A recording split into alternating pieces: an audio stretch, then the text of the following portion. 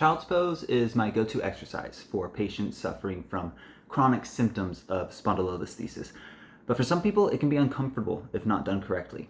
In this video, I'm going to show you how to properly perform child's pose in order to get relief from spondylolisthesis and show you variations you can use if you're unable to perform child's pose comfortably. Spondylolisthesis is a condition where a vertebrae, usually the lowest lumbar vertebra, breaks and slides forward. This is usually a result of hyperextension of the lumbar spine, common in people who participate in dancing, gymnastics, and martial arts, among other sports that emphasize an extended lumbar position.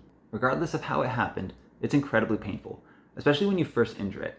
Over time, the sharp, severe pain decreases, but people often experience periods of aggravation of the symptoms that can include a feeling of instability and significant pain, which may even radiate down the leg. In order to get relief from this pain, you need two things: lumbar stability and lumbar flexion. In particular, you need to be able to use stability and control as you move into a flexed position. Not being confident in lumbar flexion encourages further lumbar extension, leading to worse and worse symptoms. Luckily, child's pose is a position that can provide a lot of relief. Let's take a look at how to properly perform this movement and some potential variations you may need to perform it comfortably. When you're doing child's pose for spondylolisthesis, there's a few things you want to keep in mind.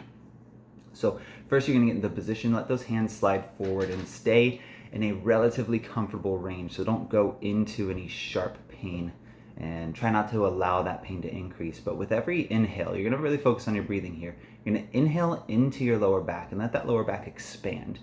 And then as you exhale, you're going to pull the belly button in towards your spine. This is where you're going to get the stability in lumbar flexion as you're stretching and getting familiar with lumbar flexion, which you need when you are suffering from spondylolisthesis. Now, for some people, they can't get into this position because of ankle mobility or some other reason. So we have a variation where you can tuck your toes under, puts the hips at a little higher angle, but process is going to be basically the same. Slowly slide the hands forward.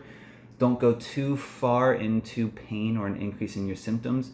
Inhale into your lumbar spine, allow that lower back to expand, and then exhale, pull the belly button in, give the lumbar spine some stability.